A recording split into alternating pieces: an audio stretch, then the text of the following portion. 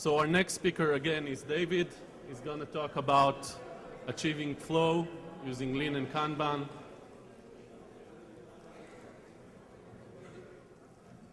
Okay, welcome back. I notice there's a lot of you sitting at this end, and while this might be disruptive advice, you're really going to want to see the screen, and it might be easier to sit at the other end. And there appears to be some vacant seats at that end if everyone shuffle around, and be careful of the TV monitor there. Okay, so achieving flow, applying the theory of constraints, Lean and Agile to improve business results. This almost sounds like the title from my first book, which said, the subtitle was Applying the Theory of Constraints for Business Results. And I guess along the way, we learned some stuff, and then there was the new book. Anyway, moving on. Okay, so one of the techniques that's in the first book is this idea of using cumulative flow diagrams.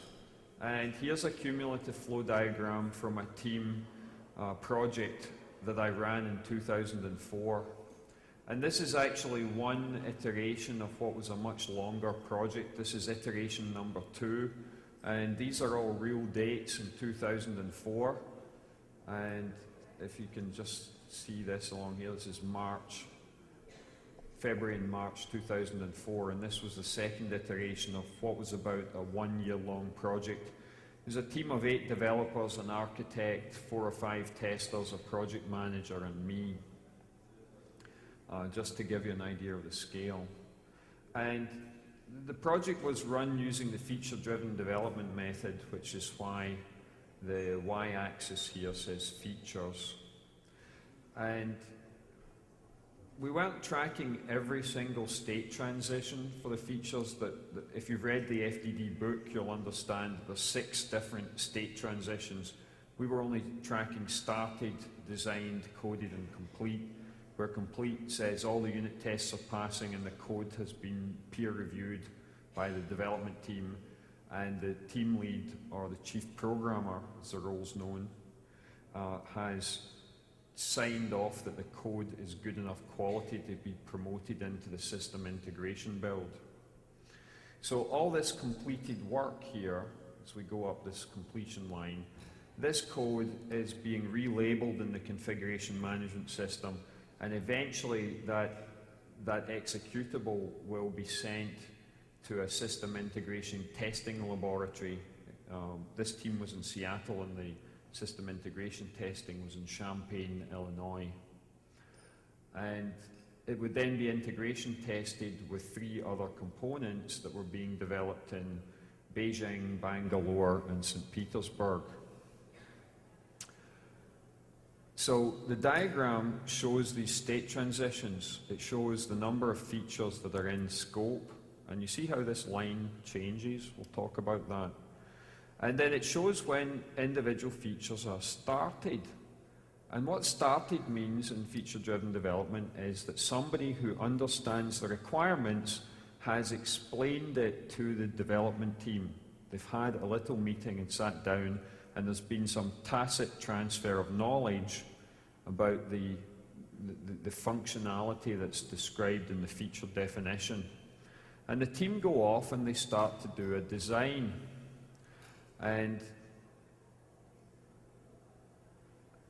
the yellow area represents when the design is complete, this line.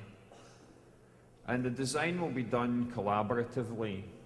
Some cross-functional team will stand beside a whiteboard and do a design, and then they'll electronically record that design in some sort of modeling tool that will generate the code. And then this line here says that the code is complete. What that means is that the functionality inside the method stubs that were created from the design has been completed. This is a really good FDD team. Turns out they don't spend much time on coding.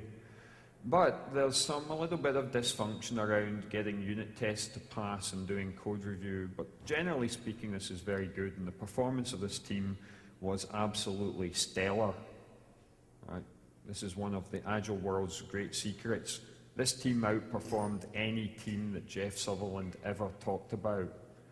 significantly better in both productivity and quality than the Borland Quattro Pro team. Okay, so the height on any given day between started and finished is the quantity of work in progress. The diagram shows us that. And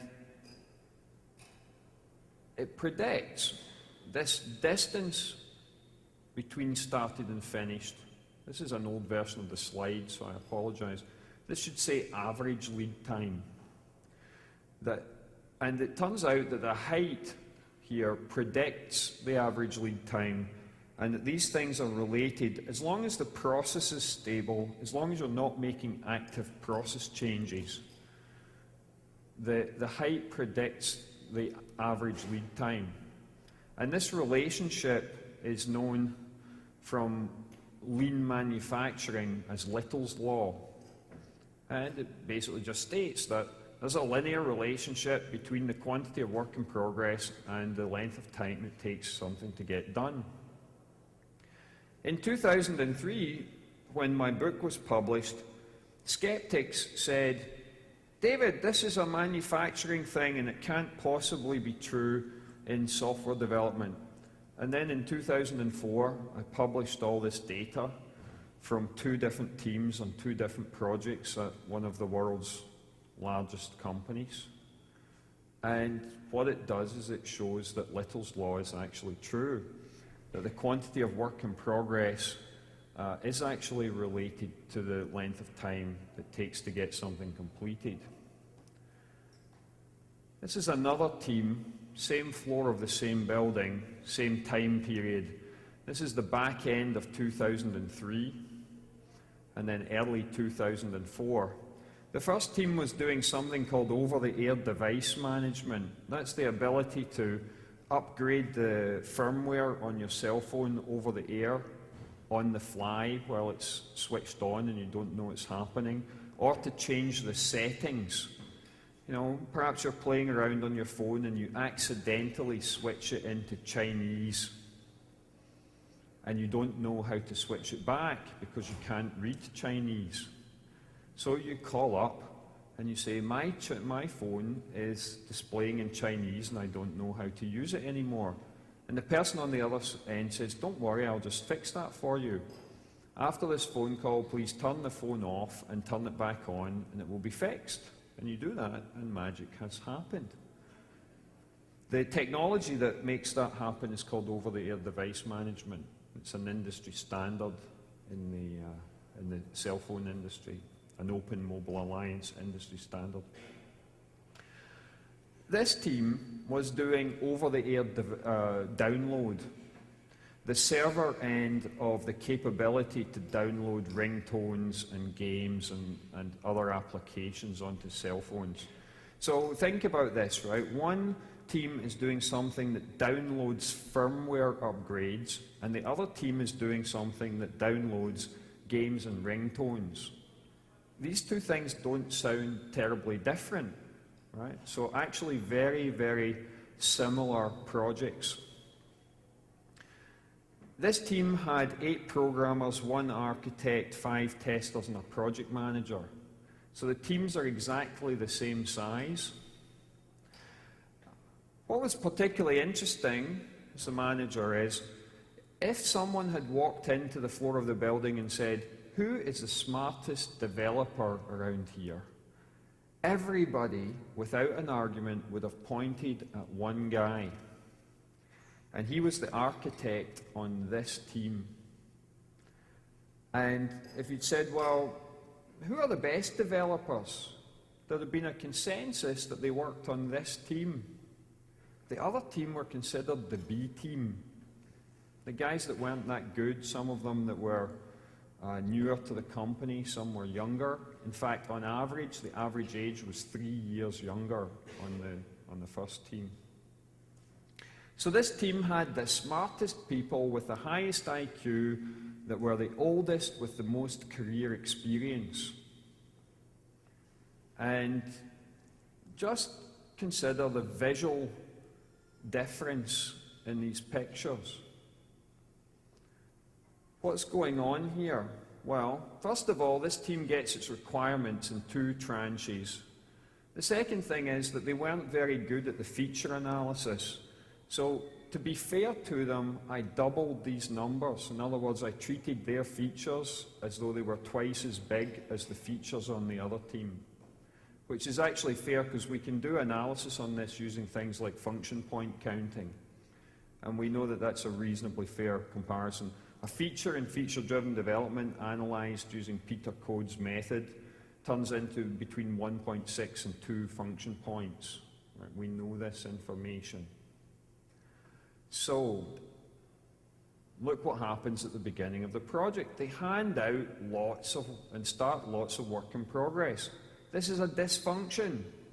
The other team's working highly collaboratively on small quantities of features, whereas this team is handing out large quantities of features to every individual and asking them to work individually. And they have a lead time here of 3 months. Well, the week before, after 18th December here, the days just before the Christmas and New Year holidays, I got hold of the team lead for this project and I showed him the picture. Now imagine what this looked like on December the 20th, right? Very large quantity of work in progress, hardly anything finished whatsoever. Little step up here, they'd recently finished some. And I said to him, you guys have got too much work in progress. You're not working collaboratively. And it's a big concern because you're not finishing anything. And you can see that at the beginning of the year, when they got the second set of requirements, their behavior changed. They started to do smaller quantities of work in progress. And look, the length of time here gets shorter. And this relationship is linear. So even though this picture is very ugly, and this team is dysfunctional in terms of the process that they're supposed to be following, Little's law is still true. We can use these charts to help us diagnose problems. So in this audience here in Israel, there's probably quite a few of you who are familiar with Eli Goldratt and the theory of constraints and Goldratt Consulting, and there's many other people in the community here, Israelis, who've written books on that topic and produce other intellectual property and show up at the conferences. So you're familiar with this stuff. Well, you'll also know that they work in physical industries. They like manufacturing, distribution, retail, physical goods. And if you're looking for a bottleneck in a place where they have physical goods, you walk around. You walk around a factory and you look for big piles of stuff. And then you ask the people that work around there, excuse me, this big pile of stuff here, is it getting bigger or smaller? How long has it been here? Who's working on it? And once you've done a bit of that questioning, you go back to the senior leadership and you say, we have found your bottleneck. And lo and behold, we have all this intellectual property that will tell us what to do about it, and we'll teach that to you, and everything will be wonderful and great. It's actually pretty easy. Now imagine doing that in a cubicle farm. You walk onto the floor of a software development organization, and it's full of software developers and testers and user interface designers working away at their keyboards. Well, first of all, there's no big pile of stuff lying around. Right? You can't find a great big pile of half-completed user stories. You might find some listings, you might find some requirement documents, but the bottom line is you've no idea what's actually in progress or not. You might scoff at this remark, but one of the most famous case studies in this literature is Hewlett-Packard's Boise, Idaho printer firmware division. Now, if you know anything about Hewlett-Packard and their business model, you'll know that their cash cow business is printers. laser printers and inkjet printers. And it's a razor and razor blades model. They make all their money from the cartridges, the ink toner cartridges. But if they didn't sell the printers in the first place, they wouldn't sell the cartridges. It's the underlying revenue stream that underpins everything else that business does. And in 2004, two of the middle managers from that division saw part of this presentation, the first time I was giving it. And they're sitting at the back saying, that's kind of interesting. I wonder how much work in progress we've got. So they went back to Hewlett-Packard and they did some data mining on the data they had for the software development process. Took them a while. And then they were stunned to learn they had 4.5 years worth of work in progress. And at that time it was taking 21 months to develop a printer firmware revision. It was the bottleneck on delivering new laser printers for Hewlett-Packard. And what this data was now telling them, what their cumulative flow diagram was telling them, was that that was about to rise from 21 months to 4.5 years. So they decided that they would fix that problem. And in less than 1 year, they reduced the lead time on printer firmware from 21 months to 5 months. And they came back to the same conference a year later and they presented the case study. No one would have believed if you'd walked around and said, how much work in progress do you think we've got? The numbers would have been in months.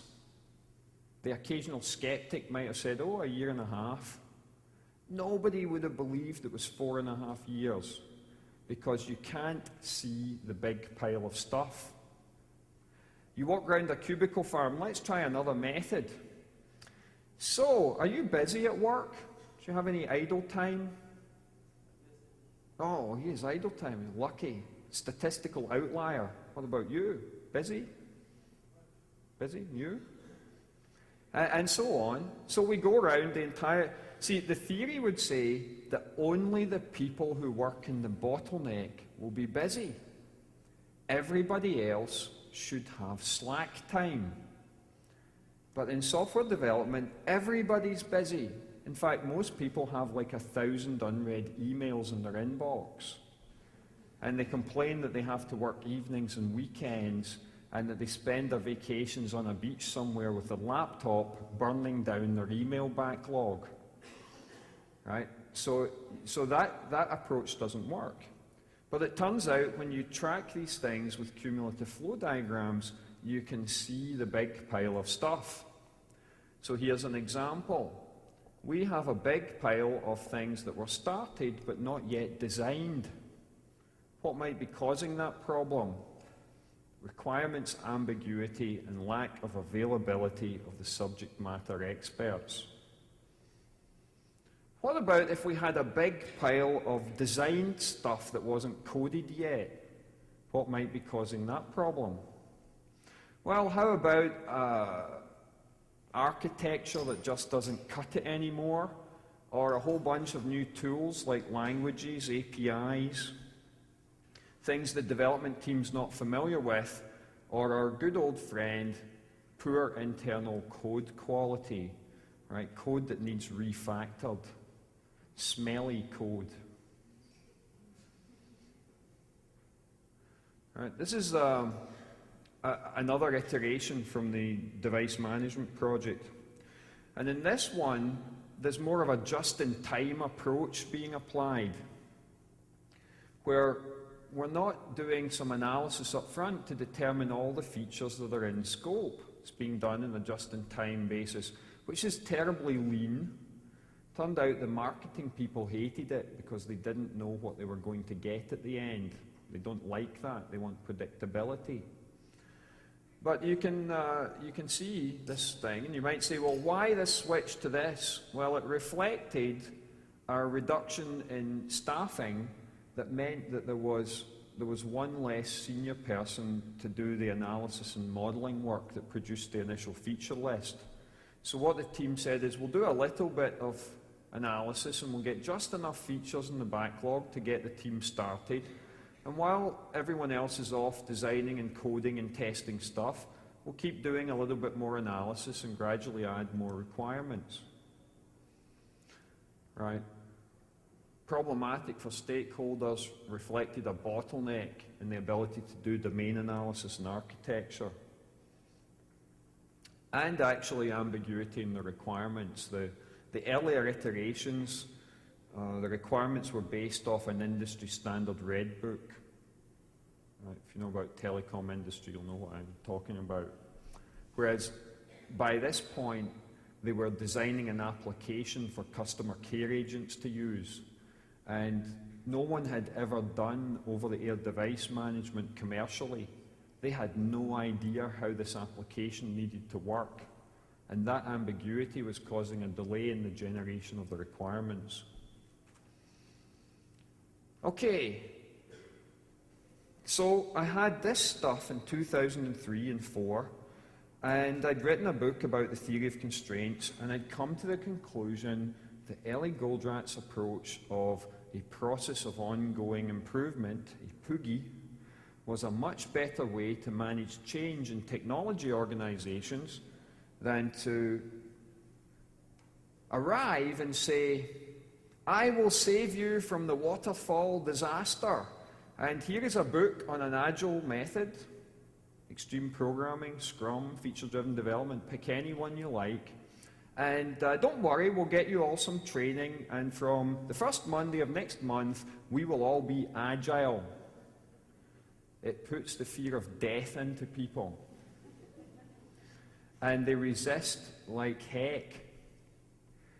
And after 2 attempts to do Agile at a business unit scale, so I'm talking about sort of 300 people level scale, and seeing the immense amount of resistance, the passive-aggressive resistance, the inability to adopt, the inability to learn the new techniques required,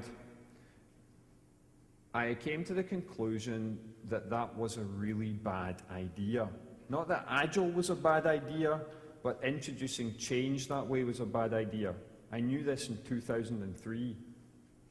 It's taken the rest of the community the other 7 years to figure it out, and many of them are still in denial because what they sell you is revolutionary change. That's their business model. Unfortunately, most of the time it doesn't work. But they'll take your money and they'll show up at conferences and then they'll tell you that it does so that somebody else who's stupid enough will go and do it too. So I'd come to the conclusion that didn't work and that we should try some form of incremental improvement.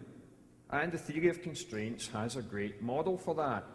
Let's find the first bottleneck and do something about it, and then the next bottleneck will appear and we'll do something about that, and so on and so on.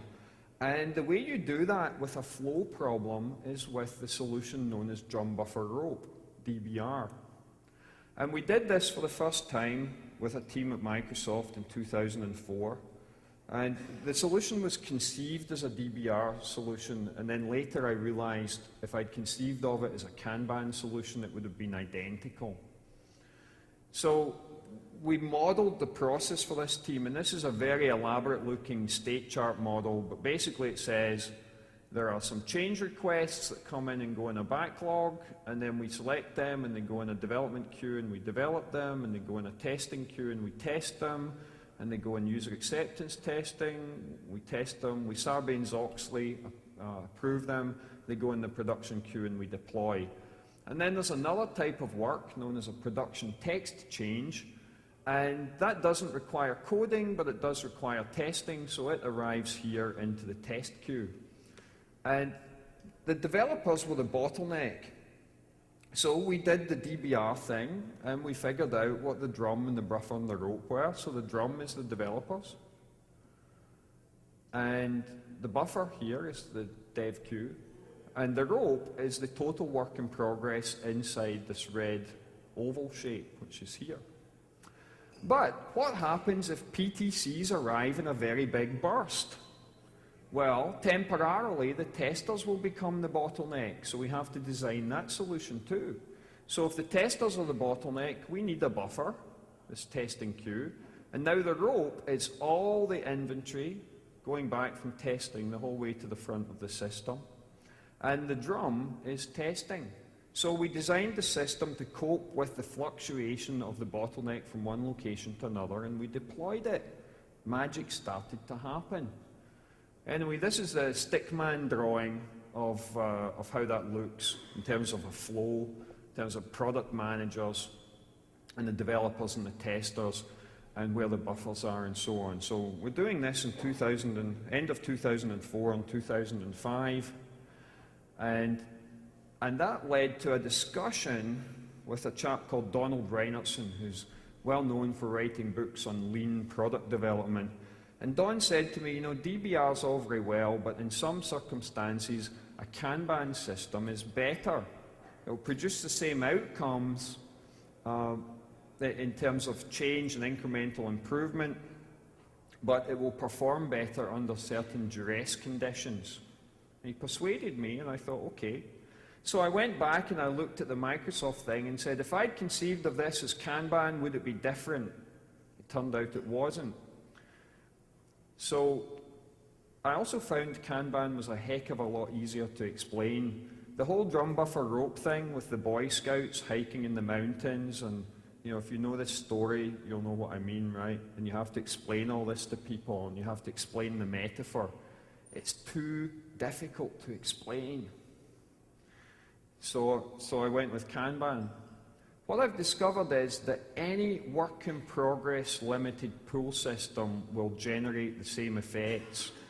A ConWhip system, a DBR system, a Kanban system, a ConWhip DBR hybrid that often gets called CapWhip. Any of these things will generate the same outcome in terms of change management. Okay, so here's the quick summary on Kanban. Map the value stream, figure out what the process is, and visualize that on a board. And these visualizations are running left to right, and the team holds the stand-up meeting in front of the board. So this is showing the flow left to right, and it's showing the pull system going backwards right to left with the Kanban limits, the work-in-progress limits, drawn at the top of the columns. So what you'll see from this picture is this limit of 4 in analysis. There's only 1, 2, 3 tickets in there. This means that we're actually ready to pull an item from our input queue in here, and then we have 1 item left in the queue, and we have a limit of 5. This means that we would then say to the business, we have 4 slots free in the queue. Please pick the 4 things you would like us to work on next. It's pretty much that simple. Well, we also use rows on these tables, and they're often used to delineate different types of work. So in this example, change requests, maintenance items like code refactoring, and production defects. For the Microsoft example from earlier, we'd have had 2 swim lanes, one for change requests and one for PTCs. Ignore the colors on this for a moment.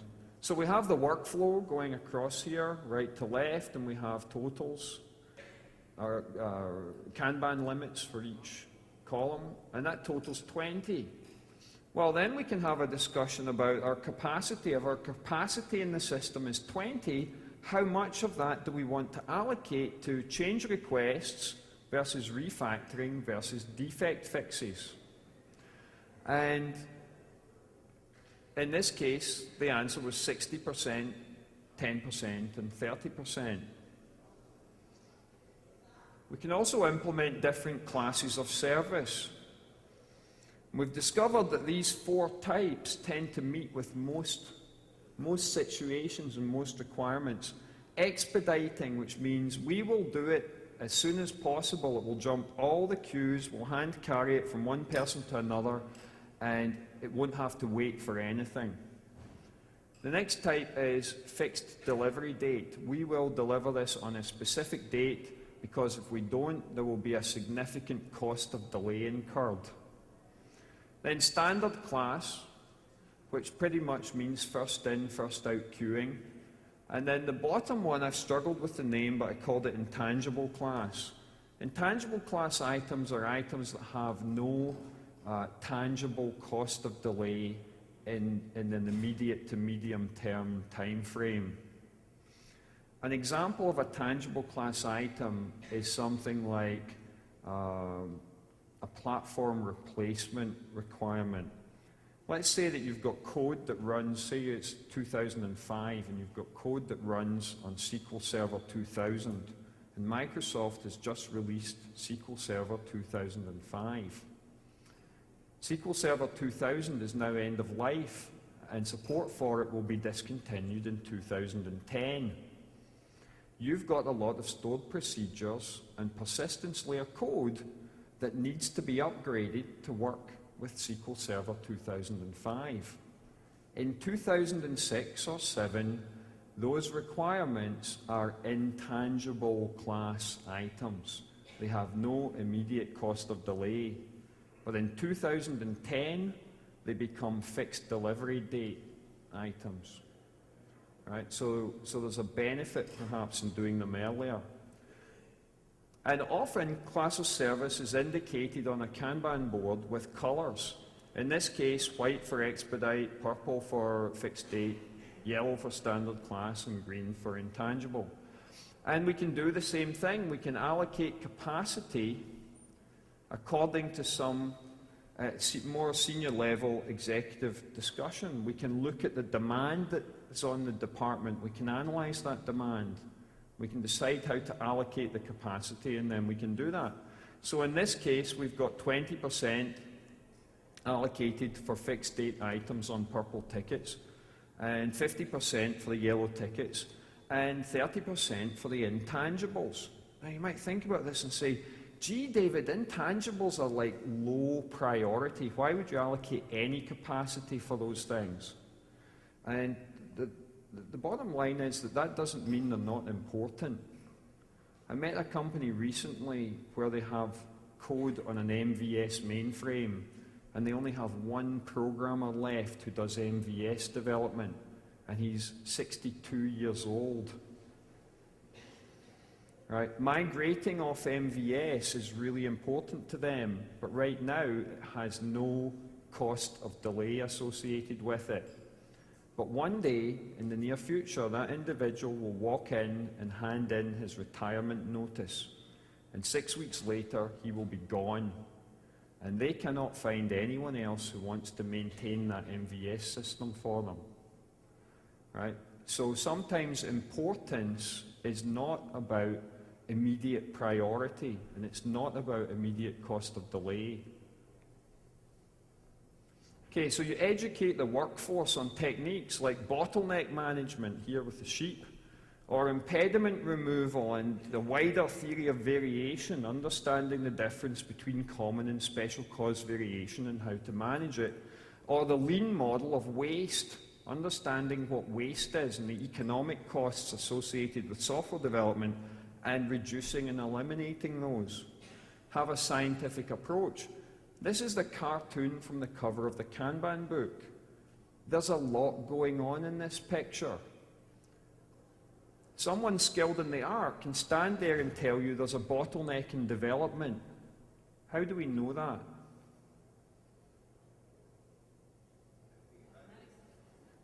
Analysis is piled up, and the test column is empty. And look at the conversation that's being held. And guess what's about to happen? A Kaizen event. Right? Because a work in process limit forces this conversation, and because they understand the dynamics of the process, they know what to do about it.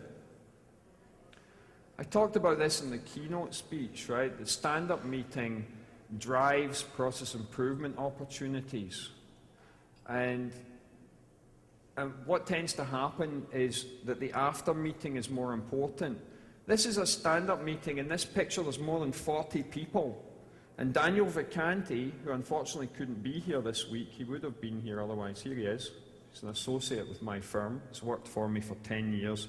He's running a stand-up meeting with up to 55 people and he gets it completed in 10 minutes every day. This is the operations review that we talked about, spontaneous quality circles. We talked about this earlier. This is some information on Kanban. Limitedwhipsociety.org is the community website. It's not called Kanban.org because any form of whip-limited pull system will generate the same effect. So drum buffer rope is perfectly good. Kanban101.com. Janice, are you around? So Janice over here, that's her website. Kanban101.com. It's Kanban for beginners. And I really want to do the long-term planning, but I'm getting this sort of wound-up thing, but I'm going to show you this. We can model, this was in the keynote speech, we can model the cumulative flow diagram, the completion rate, using an S-curve. Always follows an S-curve. I wrote a chapter about this in my first book. We can model that using a Z. And from empirical observation, this is how I model it. 20% of the time, we're going slow. And for 60% of the time, we're going a lot faster. And the final 20% of the time, we're going slow. And the speed up here is between a 3.5 and 5x increase on the slope at the beginning. And using that model, see how closely it tracks against the reality? Well, using a model like this, in 2007, Dan and I were able to accurately predict that that big project with the 55 people in the stand-up meeting was running 4 months late. And we knew that 1 year in advance. And by calculating the cost of delay in both burn rate and opportunity, we were able to tell the business that that was a $6 million cost that they were going to incur. That provoked a really interesting set of discussions over the following months and eventually resulted in the project being cancelled. This is the unplanned work report. Right? Notice the top line here, same top line. And what's going on is the yellow area is what I call dark matter. It's emergent requirements. That's the thing the customer tells you was always in scope. And it's not his fault that you didn't figure it out when you did the analysis. This other one is an actual change request. And when we're doing planning, we buffer for this stuff. The best team I ever met produced a dark matter quotient of 15%. A pretty typical team, the number's 50%. A really immature team, the number's 200%. Right? So if you've got a team doing agile development and they're planning iterations based on velocity, they've probably, and they're young at it, they're not experienced, they should be buffering a massive amount of the velocity for the expansion that comes from emergent requirements. We mark impediments using pink tickets on the board. And it's actually really useful to track the quantity of impediments. And this report, which was in Microsoft Visual Studio 2006, because I put it in there, this tracks a cumulative flow diagram of those pink tickets. And then the blue line over it is the number of blocked work items. This allows you to record the impact that blockers are having. Remember the chart I showed in the keynote speech, David Joyce, BBC, number of days blocked? You need to buffer for that stuff too. If you're not buffering for all these things, you're not making plans that will produce predictable outcomes. And I just about squeezed it in to 40 minutes. So what's happening now, Yuval? First of all, thanks, David, for another interesting session. Next.